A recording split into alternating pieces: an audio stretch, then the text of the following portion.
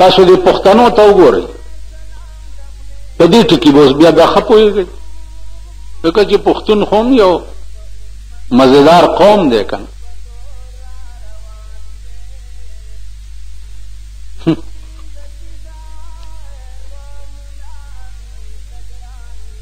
د پښتنو جګړې په حجرو کې په څه کېږي یو بل سره چې څه وخت کې تکرار شروع شي نو یو ته وایي چې غول مه خوره او بل ته وایي چې غول مه خوره یو ټوپک راوالي یا بلولي 302 کیس وشي ښځې او نر بیا په عدالتونو ګرځي او د خدای په قهر اخته وي هلکه ولې دا سړی وویشتو ولې ویل معمولي خبره وه په خبره کې ما ته وایي چې غول مه خوره نو ما یو سړي ته وایي چې خدای درته وایي چې غول مه خوره ویل او که نه جي ما ته ویل غول مه خوره او مالکه ویلی وی چې غول وخوره بیا دې نه ویشتو په سوچ کې شو سړی نو یاره جي دا څه خبره دې وکړه مال خو تا ته ویل چې غول مه خوره که نه ویل او مالکه ویلی وی چې غول مه خوره نو بیا دې نه ویشتو غول وخوره دا د پښتون مزاج دی او دا د پښتون عقل دی او دا هغه سر دی چې دی کې د عقل مازغه پراته دي او چې تا ته وایي چې غول مه خوره ته ورته وایه زما د زهر شي ته وخوره هډو جګړه به نه کړي نو نن زمونږ ملک داسې شی دی لکه خر دی خر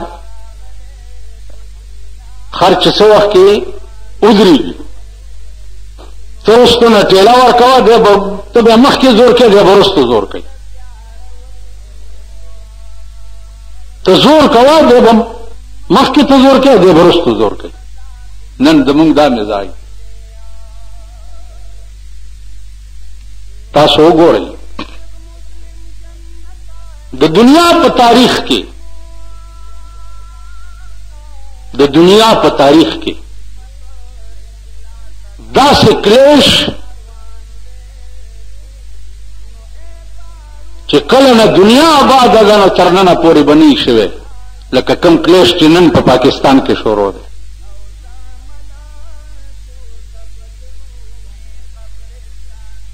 اوس ته اندازه کوه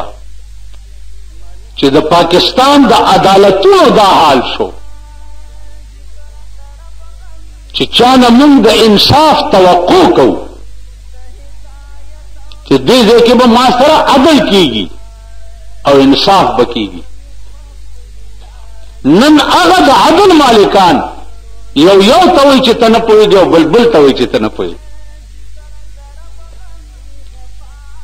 او بیا یوازې یو نه صوبه سرحد پنجاب سندھ بلوچستان څلورو صوبو ہائی کورټونه چې اخره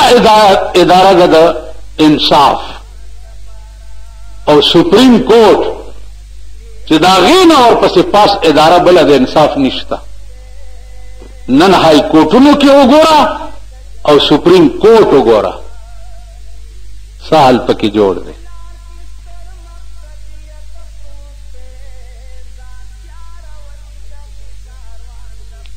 دا مونږ چې کوم شیخ خان می توتی کېنولی دی د موټروې افتتاح کوله یو سړک یې جوړ کړی دی د اسلام آباد نه لاهوره پورې هغې ته موټروې وایي 6 اربه روپۍ پې ولګېدې 6 اربه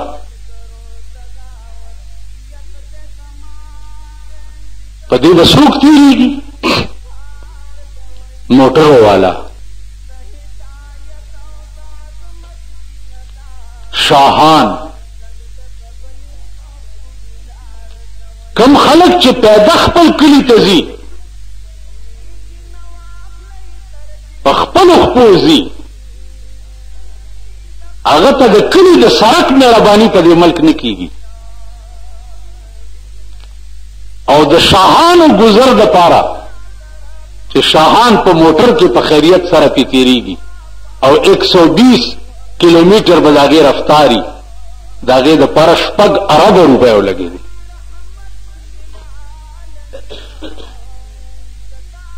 وہی ہم کو تو میسر نہیں مٹی کا دیا بھی اور گر پیے کا بجلی اور چراغوں سے ہے روشن مالا خود د خاور تیلو ډیوه نه ملاویږي او ستا کور د چراغانی بیا دا موټر و افتتاح چې کېده تاسو وکړه چې دا ایرا غیره نتو خیره ورته راغلي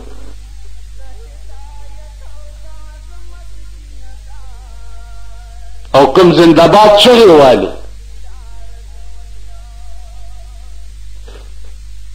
څه خبر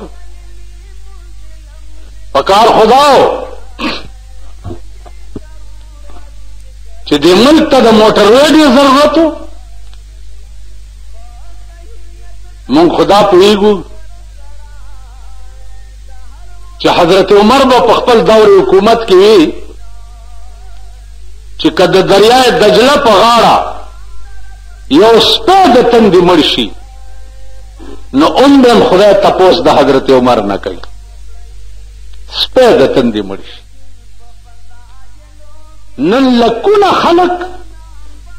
تا د نوکرۍ نه چې د روزګار نه وایسته او تا وایي چې خزانه خالی ده نو مونږ د لوږې مړی چې خزانه خالی وه د موټروی دپاره د 6 اربو روپۍ کم ځای نه راوویستې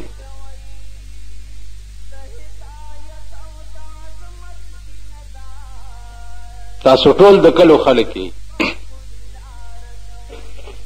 تاسو د خپل کلو سړکونه او لارې وګورئ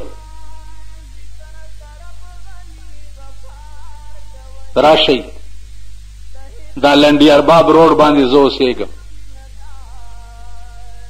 په هفته کې 2 ځله دومره ګټر دی لاندې